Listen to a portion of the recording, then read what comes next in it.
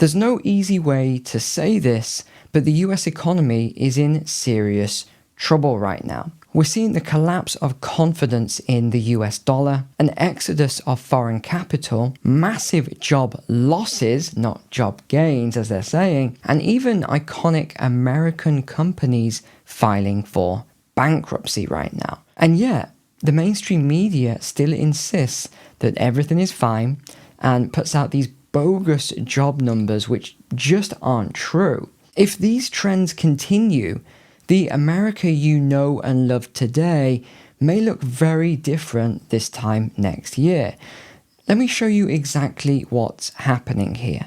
Let's start with the biggest story almost no one is talking about, surprisingly. This is the massive fall in value of the US dollar this year. Since the 1st of January 2025, the dollar has fallen over 10.8% against major world currencies. Some reports even put that figure above 11%.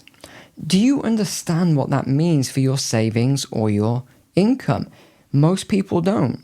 This is the steepest drop in the dollar's value over a 6-month period since 1973.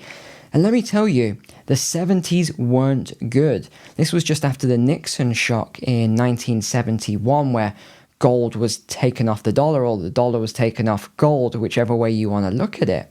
It was also in the peak of the oil crisis, and the period that followed saw massive stagflation.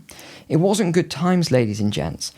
So why is this happening right now? Well, there's 3 major reasons. Number 1, foreign investors are losing faith in the US dollar, or some are saying the US economy. Number 2 is the national debt is skyrocketing, and it's, let's just be honest, it's not going to be coming down anytime soon, if ever. And number 3 is Washington's trade and monetary policies are fighting one another.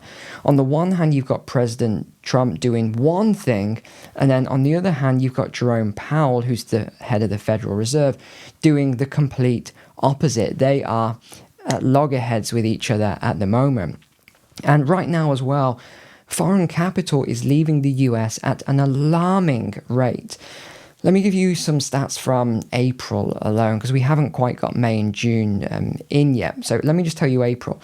Foreign central banks and sovereign wealth funds sold off $30.1 billion worth of US assets. Okay, so these are assets. Private foreign investors sold another $20.5 billion. That's a total outflow just there of $50.6 billion from US markets in just one single month. Just 1 month. And it actually gets worse. If we include all the other instruments, the actual number climbs closer to 64.8 billion. And you may say, well, what about treasuries, Neil? What about the US treasuries? Actually, China slashed its treasury holdings by 19 billion in March, which was bad enough. But then they dropped another 8.2 billion in April. But it wasn't just China. Belgium, often used as a kind of proxy for foreign central bank holdings, they cut another $7.4 billion in treasuries in May. So when foreign governments and investors stop buying treasuries, it ain't good, ladies and gentlemen. Let's just throw that out there. It's not good at all. What does it mean? It means they no longer trust our ability to pay them back. That's what it means. And before I tell you why this matters so much, I just want to wish everybody a happy 4th of July, especially my American subscribers here. Happy 4th of July. I hope you have a wonderful day and a wonderful weekend. And to celebrate with you, I'm going to do something here that I only do twice a year. Well, actually once a year. It's usually only for Black Friday. For today, to celebrate with you, check below in the description. I'm taking 90% off everything in the store today, only for 24 hours. Check the pinned comment or the description below, and I'm sure there'll be something there that will serve you really, really well, especially in this economy. There's so much there to really help you to get through these difficult times ahead. So then, why does this matter so much, all of these things? Because a falling dollar has very real world consequences or problems, as it were. First, it makes imports more expensive for you. This is food, fuel, electronics, all sorts of things because it ripples through the economy. Second, it reduces your purchasing power. As Americans, you will pay more, but you won't earn more. And what about your savings? It weakens your savings as well. Third, then, a weaker dollar discourages investment in US assets. It undermines trust in the system at whole. Treasuries, stocks, and even real estate no longer become safe havens under this economy. And lastly, capital starts flowing into hard assets. This is your gold we talk about all the time. Silver, we got these courses on these to help you. Bitcoin, land, property, commodities. That's how de-dollarization begins. Not just through the government, but it's private investors, it's individuals like yourself who vote with their wallets. You vote with your money. So let's move over now to the labour market and let's correct a couple of inaccuracies here. The US as a whole needs to add at least around 150,000 jobs per month just to keep up with population growth, with the economy at whole. So in June, we've just had the numbers out today and people are celebrating. The media is celebrating. But here's why it doesn't make any sense to me.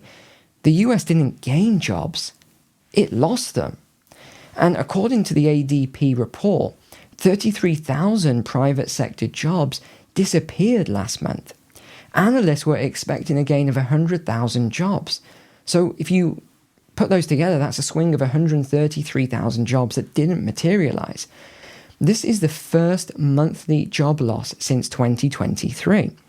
But even if we take a wider view here, in the first half of 2025, companies announced over 744,000 job cuts. And that is the worst stretch since the shutdowns or the lockdowns in 2020. And retail is being especially hit hard. Nearly 80,000 retail jobs have vanished this year. That's just under my forecast of 100,000 jobs through to July, so it wasn't far off. This is a 255% increase from the first half of 2024. Let me repeat that, a 255% increase. Retailers are being crushed by a number of things: high input costs, AI-related job losses, the tariffs, and collapsing consumer demand. If spending continues to fall as it is, expect many more layoffs. And let's not forget what Ford's CEO just came out and said. He said AI could eliminate half of all white-collar jobs in the near future. And they're definitely, as a company, looking into that right now, and they are removing jobs and replacing them with AI. So be very careful, ladies and gents. I even have a program that sort of helps you with this below. It's called the Rapid Cash Flow program. And now a warning sign you can't ignore then is Del Monte. Yes, that Del Monte. It's just filed for bankruptcy protection. The company claims it's part of a strategic turnaround. That's how they worded it. But let's look at what they're actually doing. I went into the details. They plan to sell all or substantially all of their assets. That's not a restructuring. If you're selling off all of your assets, what does assets mean? It means your building, your equipment, everything. How can they say that's a restructuring? Del Monte is one of the most recognizable food brands in America. When companies like this start falling apart, it's a sign the consumer economy is slowing or even collapsing. So as the dollar falls, the rest of the world reacts. And as I've covered here many times, countries like China, Russia, the BRICS as a whole, these members are rapidly moving away from the US dollar. In fact, more countries that are aligned with BRICS just this week announced a new trading pact away from using US dollars. They're going to be using more local currencies. This is de-dollarization in play in real time. We're seeing it. I remember a couple of years back when people said I was crazy for talking about de-dollarization. It would never happen. And now it's here, ladies and gentlemen, and it's accelerating. trade is increasingly being settled in local currencies, gold, or digital assets now. That means the US loses global financial leverage. Sanctions become weaker. Swift access, which everyone wants, of course, means less. Treasury bonds have less demand, yet they'll have higher yields. A weaker dollar also risks triggering currency wars. Other nations will have to devalue their currencies just to stay competitive. That leads to chaos in the global economy. And then there's the foreign debt problem. Many countries owe their debts in US dollars. A slower, gradual dollar decline actually helps them. But a fast one, well, that could cause huge issues for global credit markets in ways we haven't seen since way back to 2008. So you're probably wondering then, where is all of this heading, Neil, and what should I do? Firstly, make sure you subscribe to the channel. That's the first thing to do, and click that like button for me. I really appreciate that.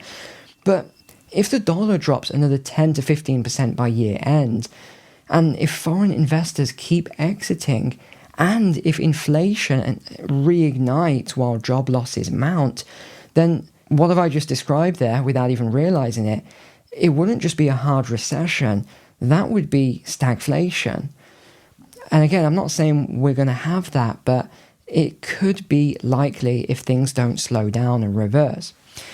Interest rates will stay higher for longer, consumer pain will worsen, and political pressure on the Fed will explode. I don't know if Jerome Powell will be able to hold off the pressure.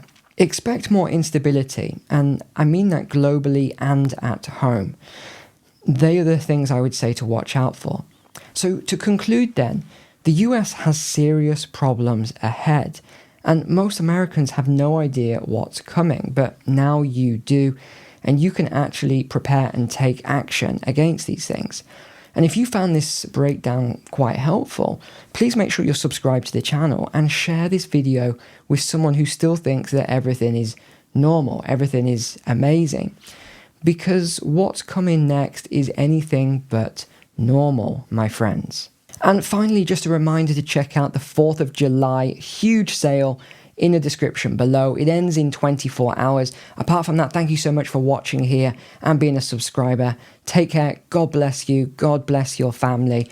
And I will see you on the next one.